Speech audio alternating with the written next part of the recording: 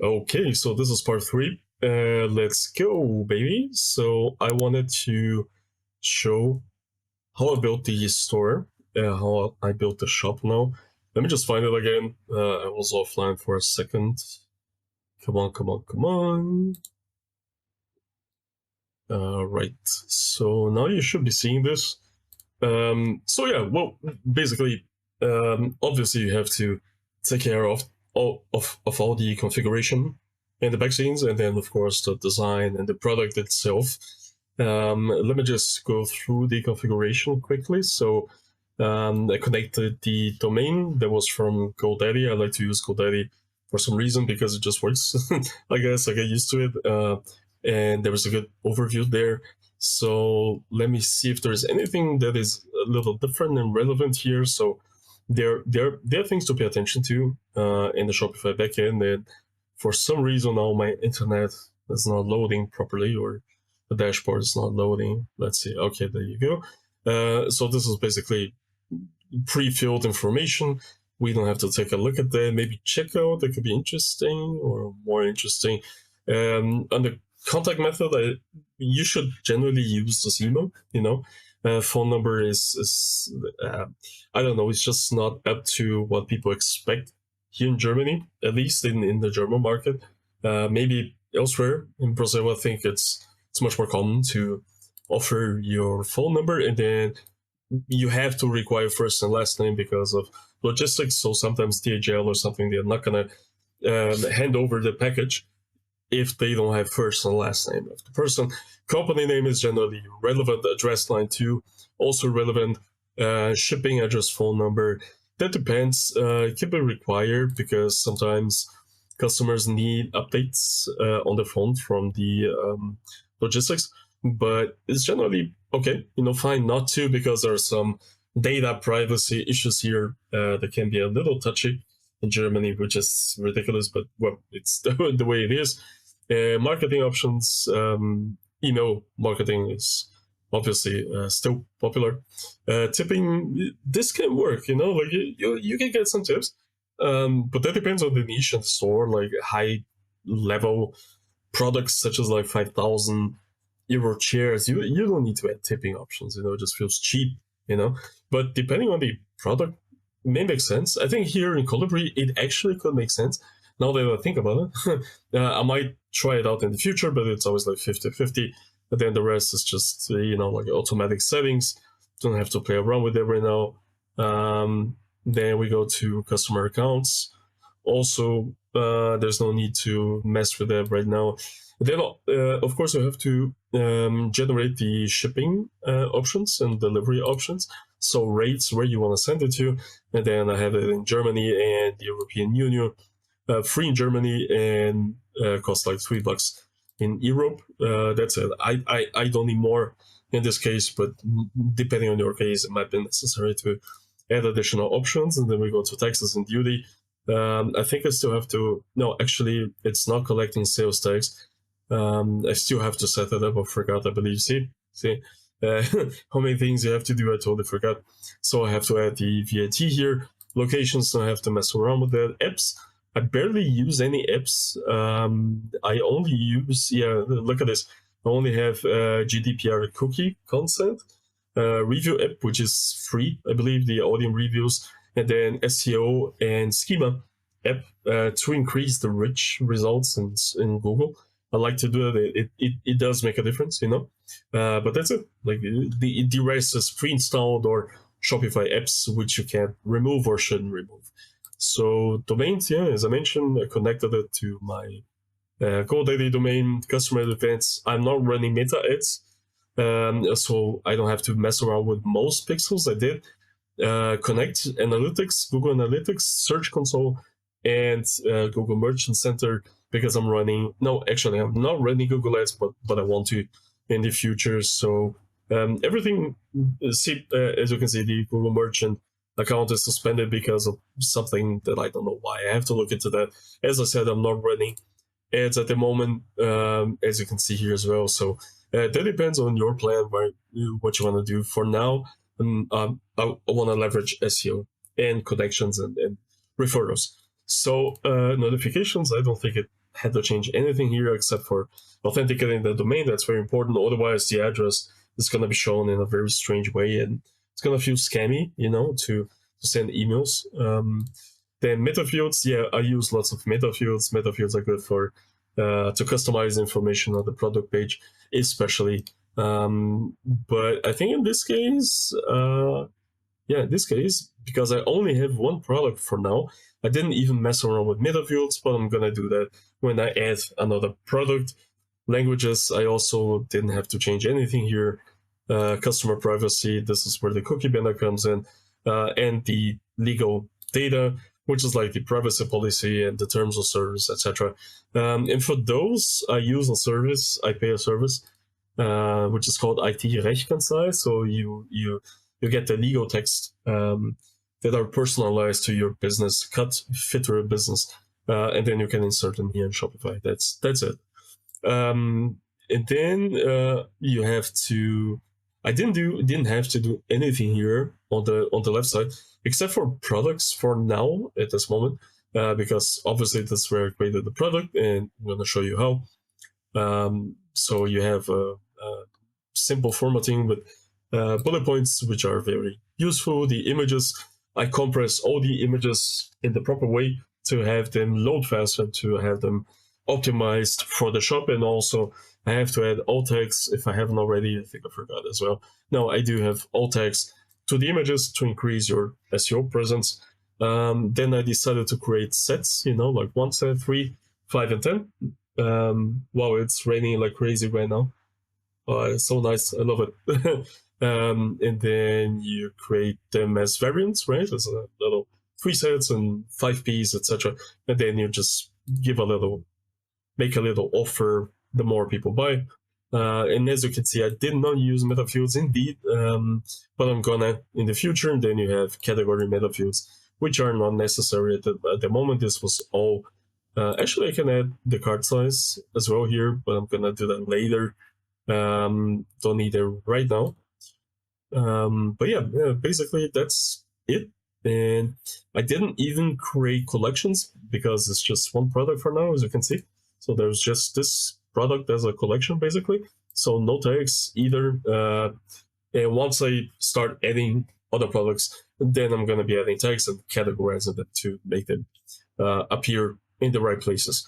So yeah, the rest is relevant for now. Marketing discounts, we don't need that at all. I think only other contents, that's where you create the menu.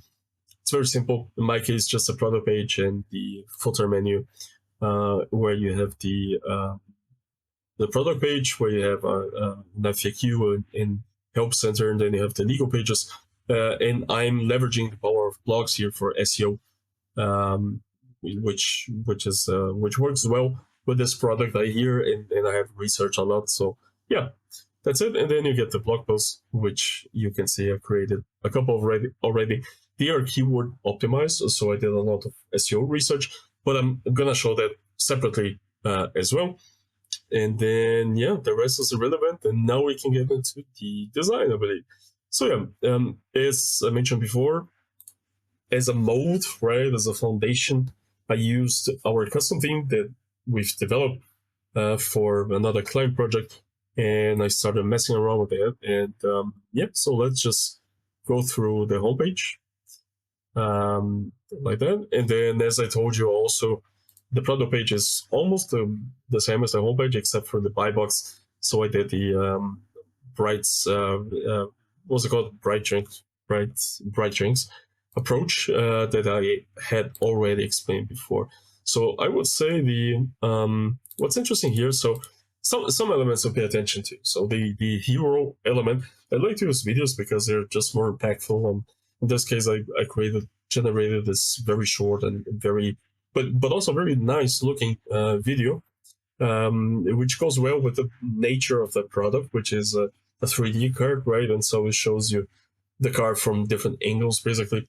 It's not, the same as what I want to do, which is to record the card opening with an effect in live view, which is still to come at some point in time. But I like to use videos. You have to pay attention to the loading time. So this is a highly compressed version in order to lessen the impact it might have on loading up the page. And then it's important to use the right text to copy, you know. So first of all, it has to be clear what you're talking about, what's your offer, what is your product. So in this case, 3D Pop-up-Karte für vergessliche Momente. And so it's advantageous to use phrases that include the keywords, the main keywords, that are clear, that show clarity, that make it transparent what it is that you're selling, and that also touch on the emotional sales point, which is the heuristic method to leverage people's emotions. And so you kind of create a little story, you know, in the header and in the subheader, the subtext, basically. So I get into the symbology of hummingbirds, why I chose the hummingbirds, and how what little magical animals there are. And then we can continue. And then here you just have the basic USPs for the store, which is free shipping in Germany, which is shipping to the EU, 30 days return, FSC paper, which means kind of like sustainable paper type, and gift wrapping, which is also a possibility. It's an add-on that I haven't figured it out or how to automatize it yet, which is why it's just, you know, it's there, but it's not there. Basically, it's not an option yet. But yeah, just as a little additional USB. But then here I go into the messaging behind the hummingbird, the symbology, as I mentioned before. So here we get a little deeper into the metaphor, the soul of the product, and why the hummingbird is something special. You know, it's a special animal, and it turns in why is it special. That's what I get into, what I delve into in this paragraph. So yeah, I wanted to combine the magic of the tiny little hummingbird with the magic of gifting happiness, basically, you know. The moment is yeah, okay. So it's like a little quotation for me, and then here I have a section. Who is it made for? Right? So for people who wanna send a gesture, wanna send a message, für Anlässe, die eine persönliche Note verdienen. So it's like for personal events that deserve a personal touch, to leave a lasting first impression, for people who collect unique cards, and for people who want to thank other people with a special card in a special manner.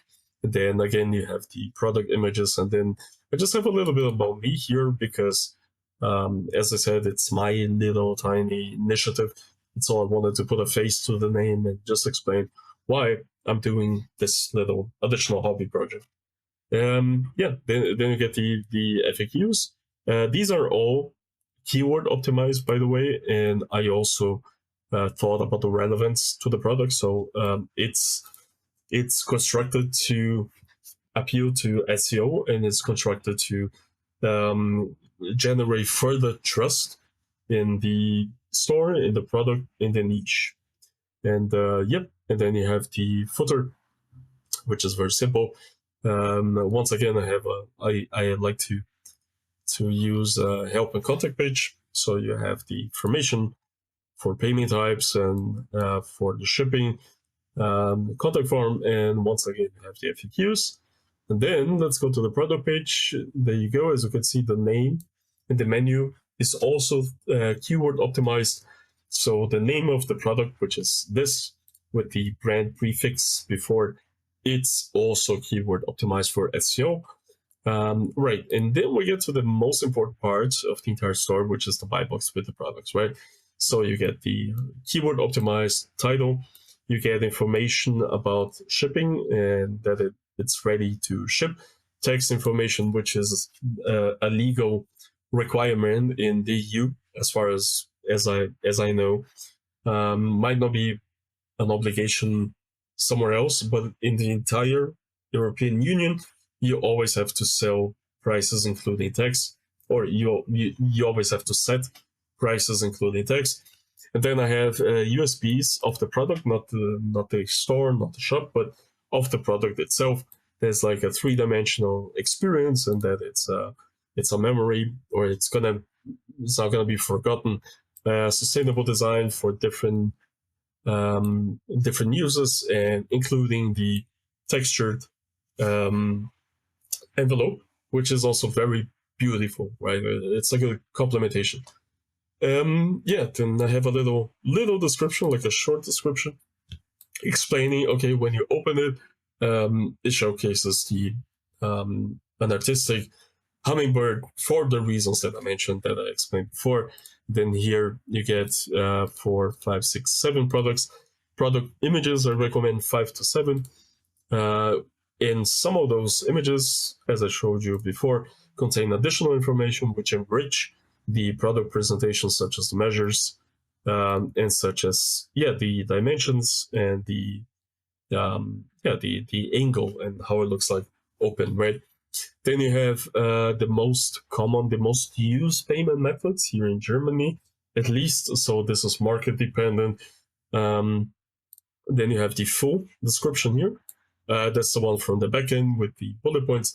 Then you have properties, which include the sizes and the material used, like the type of paper, in the scope of what is delivered, and special properties.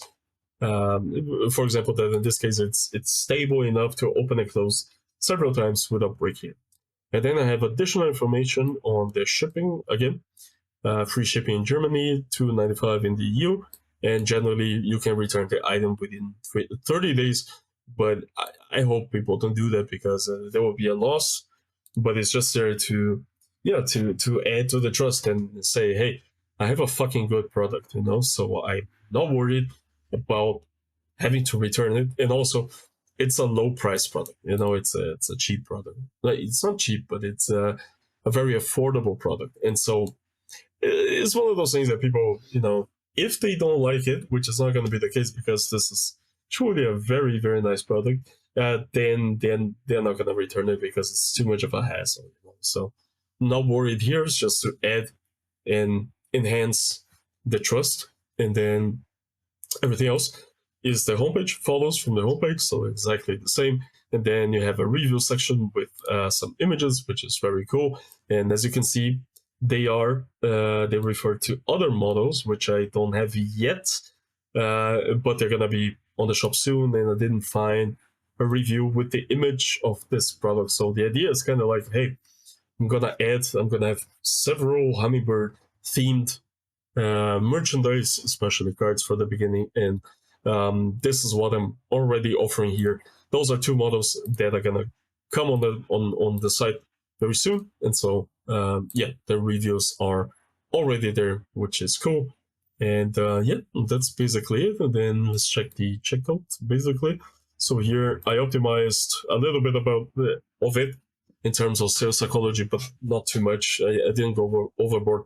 It's just to have it clean, Oh, as you can see, the price, for some reason, it's I think because the caching. Hold on, for some reason that was weird. Yeah, okay, that was just caching. So you can still increase the quantity here, and then you have the preliminary price, and then you can purchase it and go to the checkout, which I kept very simple, easy peasy, white with the blue accent color from the shop, and the logo in a very, very small format, and everything else is just standard and relatively optimized. I could do a lot here in terms of images and background, but just kept it simple. For some reason, we have $10 for shipping. Why is that? That is weird. I have to look into that, but it should be showing as free shipping. But so easy peasy, uncomplicated. That's basically it. That's it concerning the shop, I believe. And then the last chapter is going to be about the additional information surrounding it, such as the integrations, the marketing integration. And once that is wrapped up, I think you're going to be getting a better idea of how this can work, how you can do it relatively quickly to get started, and what it takes to actually get started. So thanks for watching so far. If you're new to the channel, once again, hit the like button, hit the subscribe. It means the world to me. And yep, I'll see you in episode 4 for the conclusion. Thank you. Cheers. Bye.